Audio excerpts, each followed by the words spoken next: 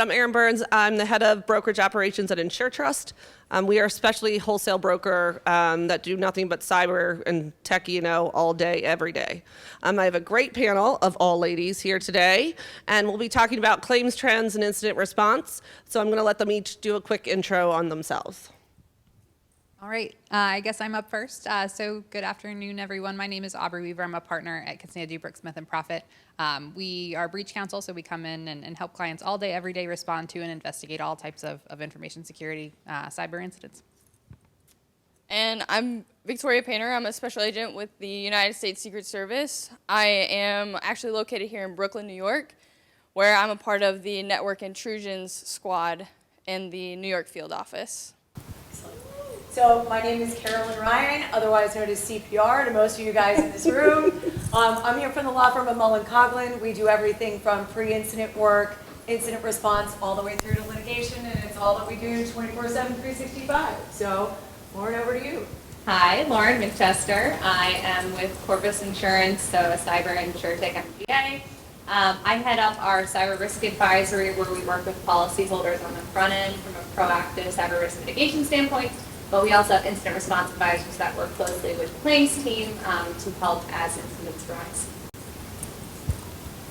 So one thing about cyber is claims are never boring, and they never go away, and they seem to evolve from day to day. So we have seen a lot in the last 3 years. We went from a cyber market of cyber insurers were trying to give the coverage away, to the last couple of years where they were like, you can't have it, to back to a more competitive market. But it's all driven by claims. So we're going to talk about what's going on today in the market. So one of the big topics, or one thing you've been hearing a lot about, are zero-day exploits.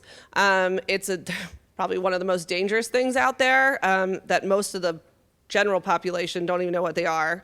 I sent the update or sent a warning to a bunch of friends and family the other day about the Apple phone. They're like, what's a zero-day exploit? I was like, just update your phone, please. So Aubrey, could we just give a brief overview of what a zero-day is? Yeah, absolutely. Thanks, Erin. So, as Erin mentioned, we're talking about vulnerabilities.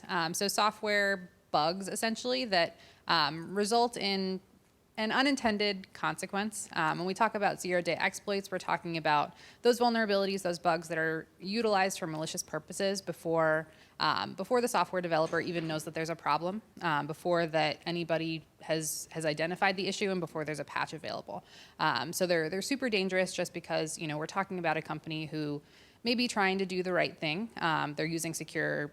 In the case of MoveIt, which is one of the ones that's been really prolific this summer, a secure transfer program. But then, an unauthorized actor got in, was working on exploiting that vulnerability for months, maybe even years, before anybody knew that there was a problem.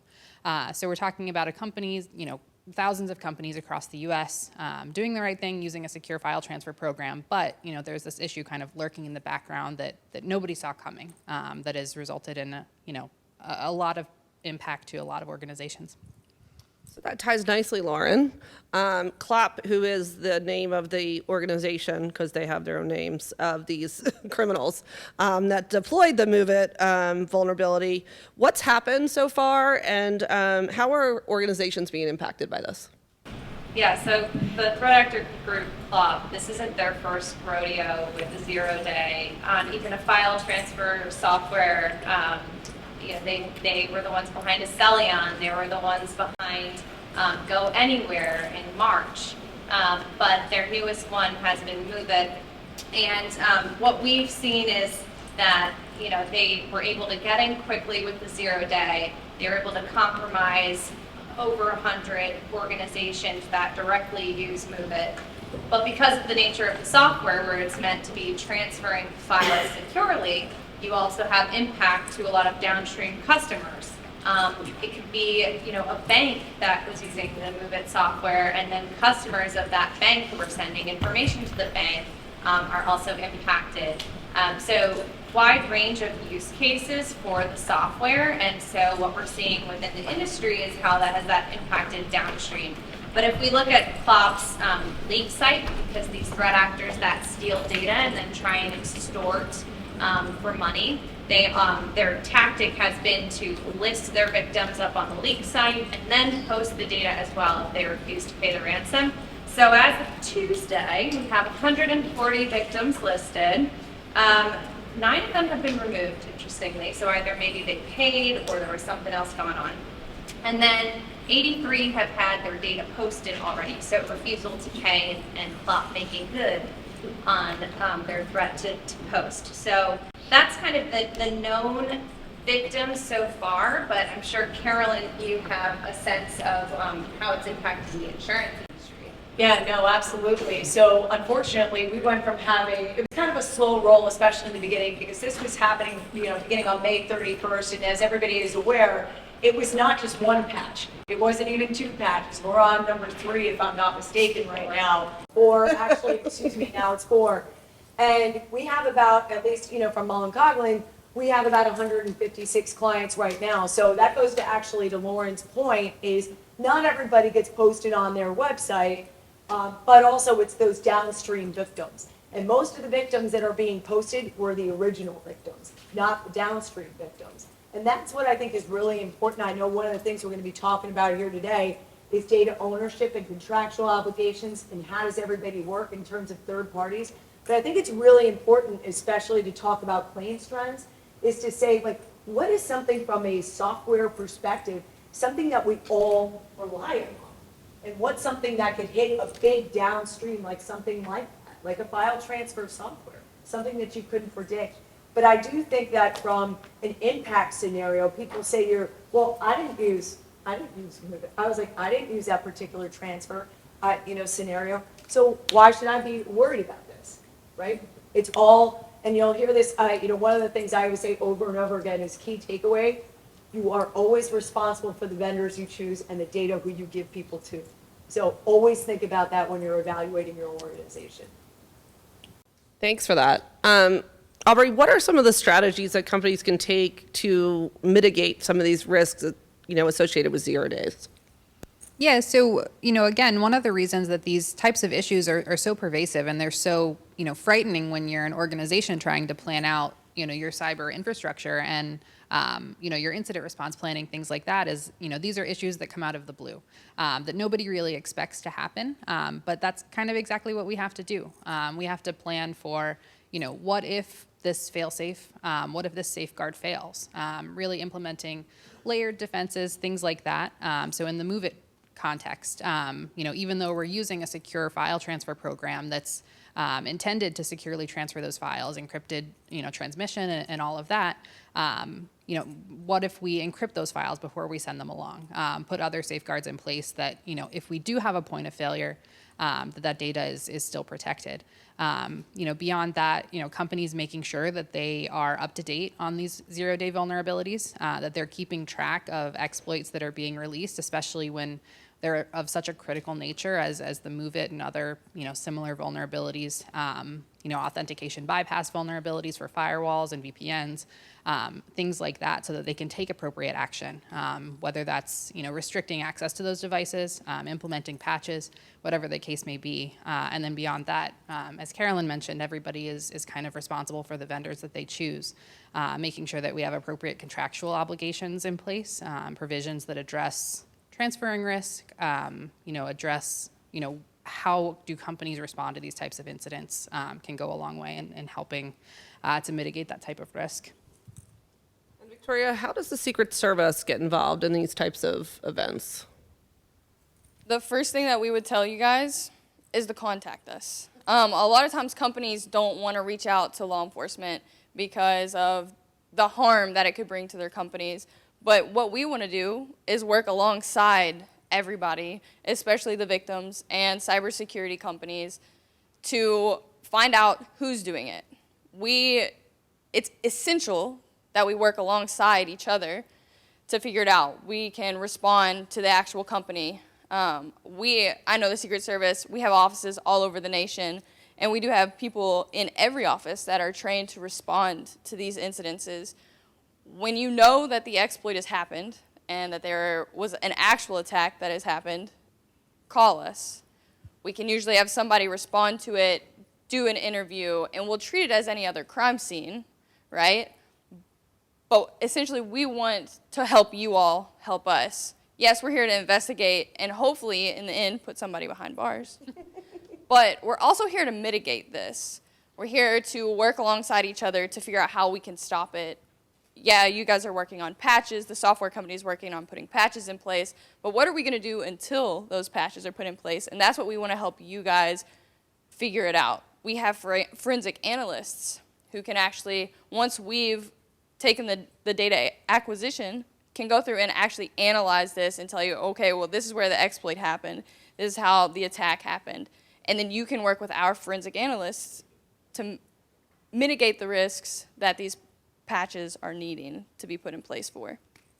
Oh, that's great. I don't think a lot of people understand what you guys do and how you support our industry. It's not that you're against us, you're working with us. So I think it's critical that people understand that. Yeah, I would like to add that that's what we want. We want to work with you.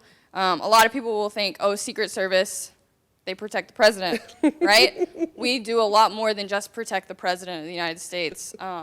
First and foremost, we want to protect the financial infrastructure. When people are having their actual information placed online, that's how it comes into the financial side of things. They're talking about you had 83 people or businesses that they actually had all of their information posted. Well, that's the stuff that we want to be able to prevent. And if we can find that information, we can work to get that information taken down as fast as possible.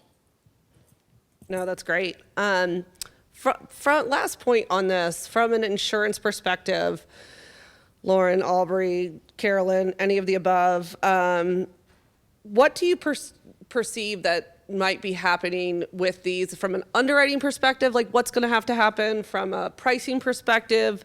Is this going to come into play, or are we going to still keep decreasing rates like we are right now? So one thing, we'll get into underwriting and what are some levers you can pull for sure. But one thing that gets me really excited about this is that even with a 0 day where you think like, well, they know about it before we do, and there's nothing you can do about it. And so, like, what are we supposed to do as an industry to deal with that, right?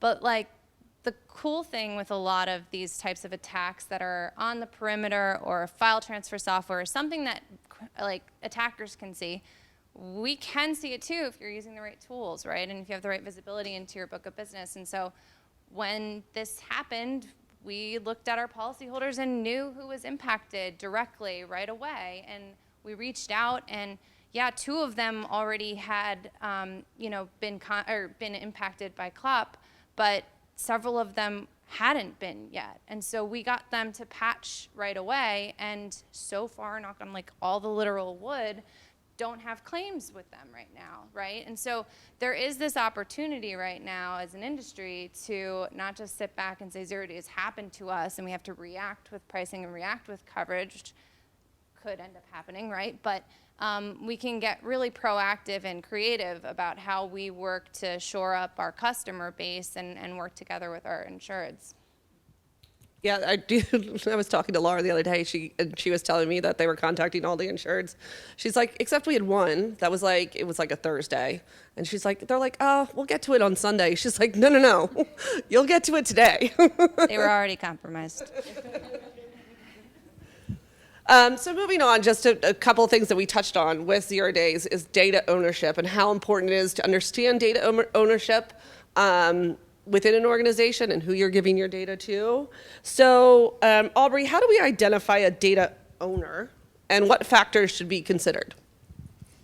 Yeah, so the issue of data ownership, it's very interesting, and it's not something that's always clear. There are some contexts where it's absolutely abundantly clear. If you're a company that uses a cloud hosting provider, it's pretty clear that the data that you have with that cloud host, it's your data. It's the company's data.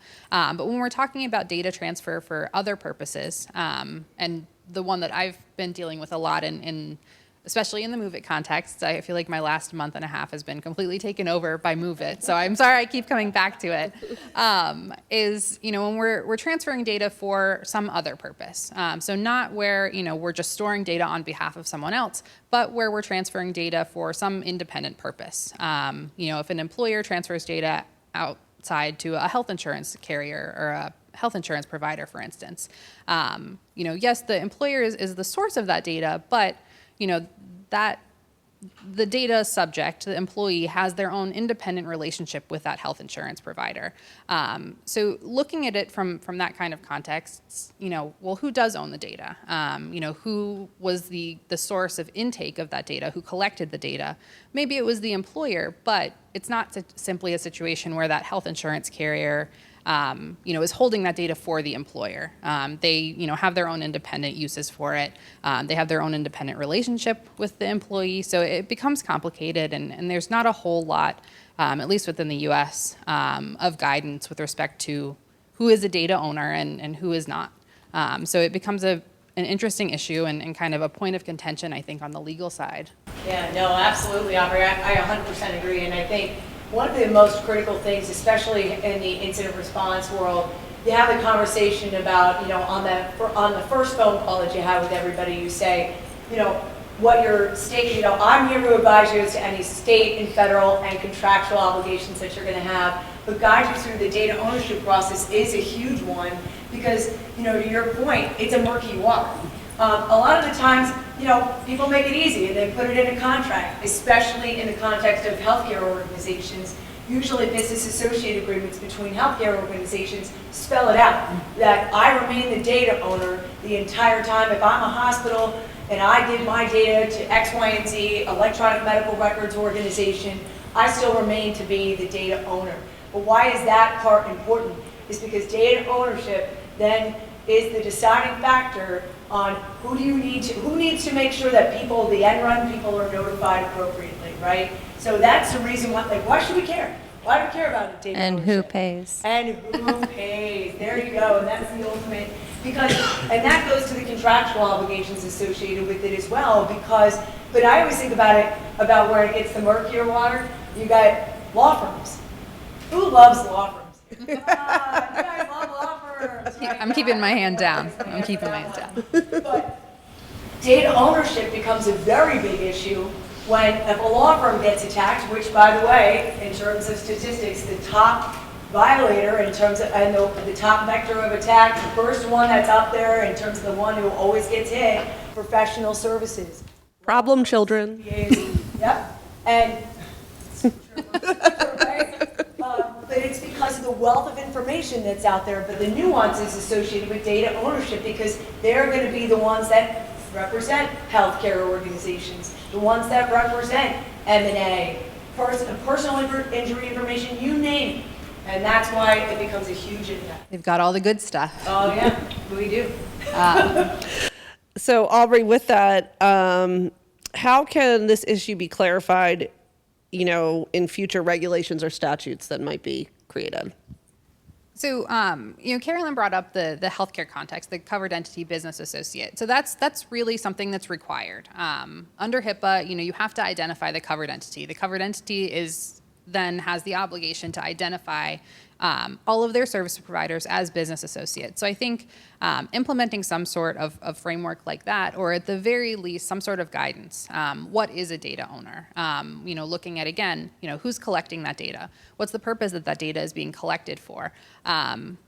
Things like that, would, on the consumer notification side, I think one of the big policy reasons that notification obligation flows up to the data owner is we want the person receiving that letter about their information, your information may have been affected, to come from an organization that they recognize, so that they understand that nexus. They understand how my information may have gotten in the hands of that organization.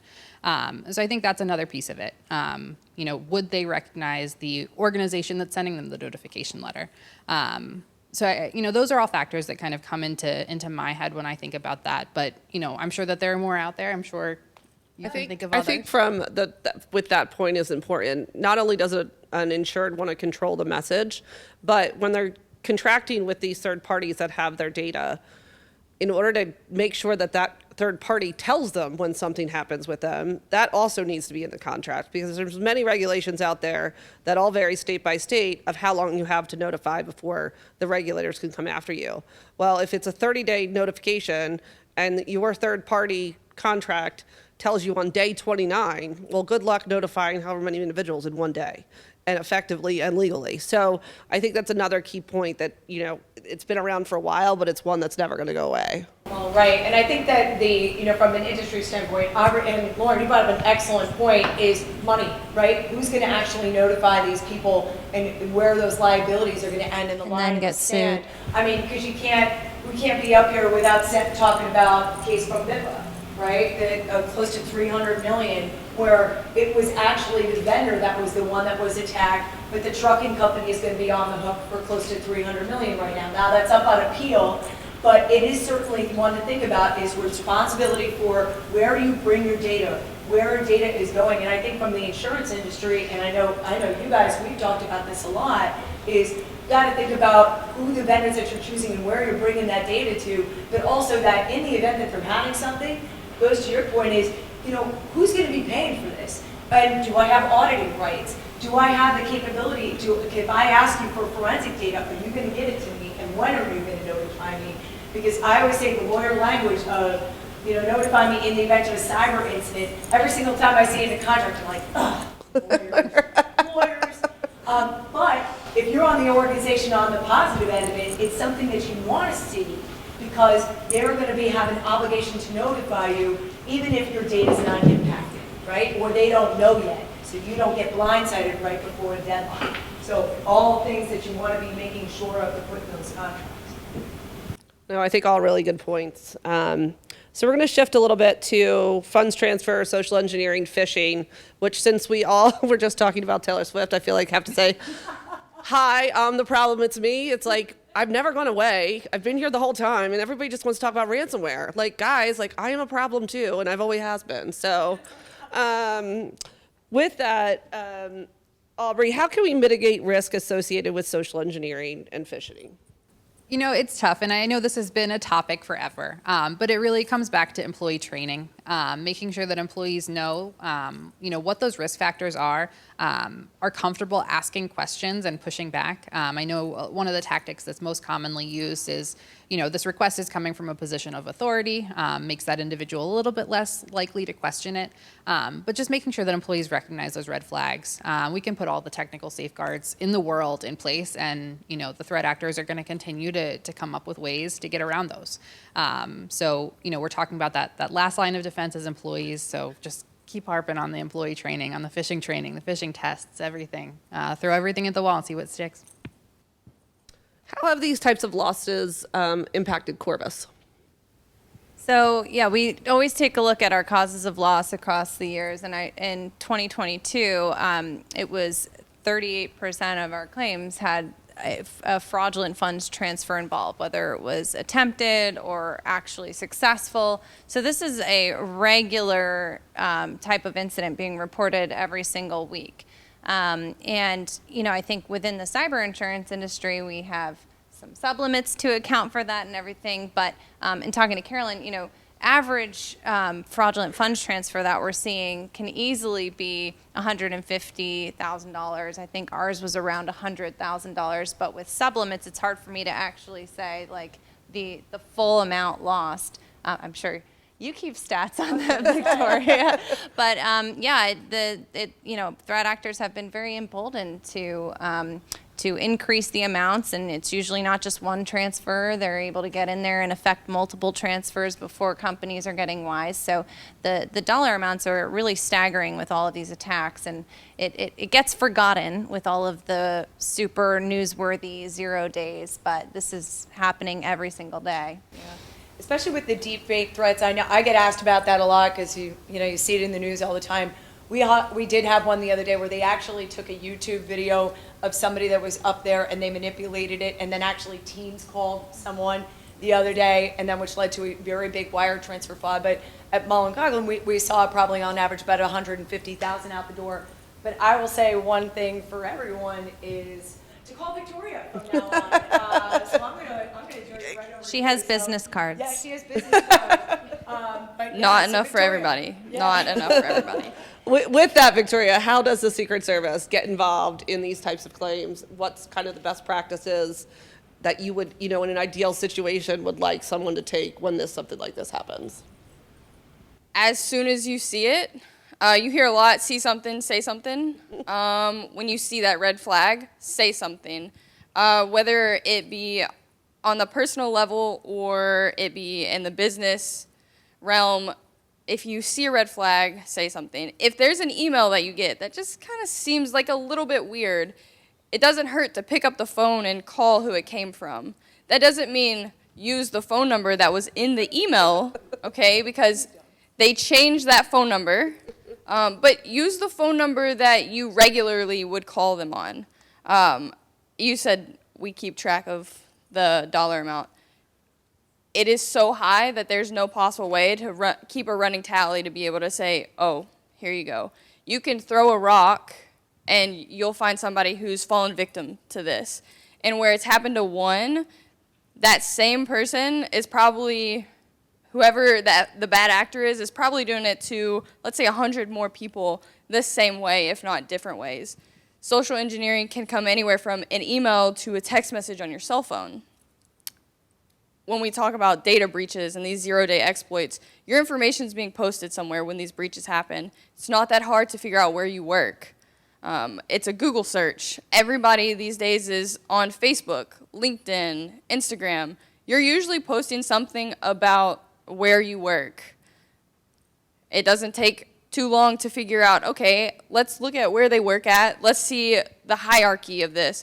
Whoever the boss is probably somewhere on there. And then suddenly you're getting an email. We had a phone call, or I was at another symposium and I was listening to somebody talk about how they had received an email from a boss asking them to get gift cards for their employees. I don't know if any of you guys have ever gotten that email. Your boss doesn't need you to buy Google Play gift cards. They don't. Boss also already has your cell phone number. If they really needed it, if it was that important, they would call you personally. So it starts at the personal level. You talked about employees. But I need everybody just not to be so trustworthy of what's happening online. That includes through text messages, WhatsApp, if you're on Signal, anything like that. They're trying every way possible. Everybody, yes, AI is a big thing right now, and they can do so much with it. You can sound like the person on a phone call. You can manipulate videos. If the video is posted anywhere, you can manipulate it. It'll sound like the person, look like the person, but not be that person's words. So just don't be so trustworthy, and when it happens, if you do fall victim, even if it, like no money was actually lost, still report it. As soon as it happens, report it, whether it be to your local law enforcement, start there. Then your local law enforcement will tell you whether or not you should continue up the chain or not. After you notify local law enforcement, ic3.gov, that's where you need to go. All of us use it. Locals use it. Your federal law enforcement use it. That's the reporting center for us to find all of these cybercrime reports. And then with that information, we can start to find more victims. Again, as I said, if it's happened to one, it's probably happened to 100 the same way by the same bad actor. No, those are all, great points. Aubrey, outside of contacting the Secret Service, which we all now know that is the number one step in all of this, what other recommendations do you have for insureds if they're questioning whether they might have an incident? So, I'm sorry, Victoria, I'm going to disagree. I think the first call should be to the bank. But immediately after that call, definitely to law enforcement. I'll give you that. The bank is really going to be the first line of defense in reversing that transaction, trying to claw that money back, reporting the fraud through the interbank channels that are, I'm sure, too complicated for me to understand. But they'll start their internal processes. And it's really when those fail, and hopefully they don't, that, it's kind of the next step is law enforcement. But, we want to get those started as close to contemporaneously as we absolutely can. I like how you say call the bank first. Don't only call your bank, but if you can call, as long as it didn't happen overseas, if you can call the other bank who was receiving the funds, call them to make them aware of it as well. And then after you've notified both banks, give us a call so that then we can call the bank and we can let the bank know, no, it really is a fraudulent transaction. And then it kind of covers the bank questioning, was it really fraud or did you just not want to send that money? Well, and to not be the panel of doom and gloom, this has fundamentally shifted in the past 2 years, right? Or 3 years, really, working with law enforcement and working with the banks. Money is clawed back. Money is frozen when you do this quickly enough and you work with Victoria's team. And so I think that's, for those of us that touch claims here, we've all seen how much that shifted, where 3-4 years ago, that money was gone.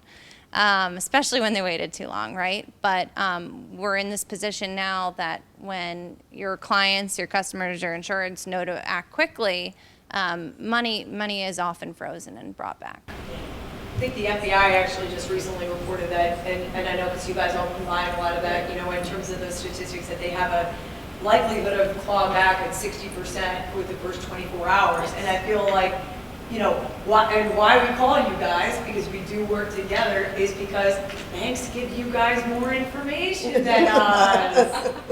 So I'm always a fan, so now I have Victoria's. I told her she was going to regret it.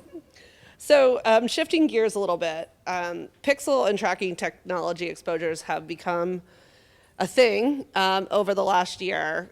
So I feel like this is privacy being like, hey, I've always, I was here. I was kind of important back in 2005 when data was a thing. And now I'm back in a different form just to add to your ransomware and funds transfer issues. So, Lauren, what is pixel and tracking technology exposures? How do they work and why do we care?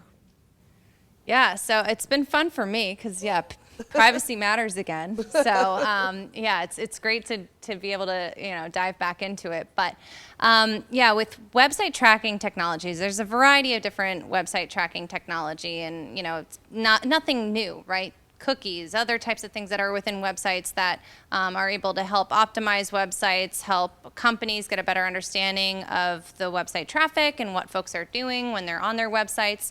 Again, nothing new. But where we've seen a turn markedly, has been with the Meta pixel, the Facebook pixel that's on websites. And this is just a little snippet of code on websites that companies can apply for free onto their website. And it's functioning to help with ad retargeting. So if I'm a user, I'm on my browser, and I'm also logged into Facebook or Instagram or something else. I go to a website and I'm looking at children's play gyms. And then I go over to Instagram and I see an ad for that right away. And this literally happened to me. It's highly effective. I'm very Insta-influenced with my purchases. But that's what's happening in the background, right? And so some information has to have been sent by the pixel to Meta for that to show up, right? And it's not even about the owner of the website getting more information about my Facebook profile. It's about that sending of information and whether they got consent from me to do that to Meta. And so this has led to an influx of litigation, which we'll let the attorneys on our panel talk a bit more about.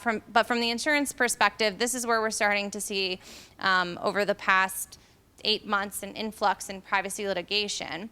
And this matters to us because historically the plaintiff's bar has been coming in after data breaches and doing data breach class action lawsuits.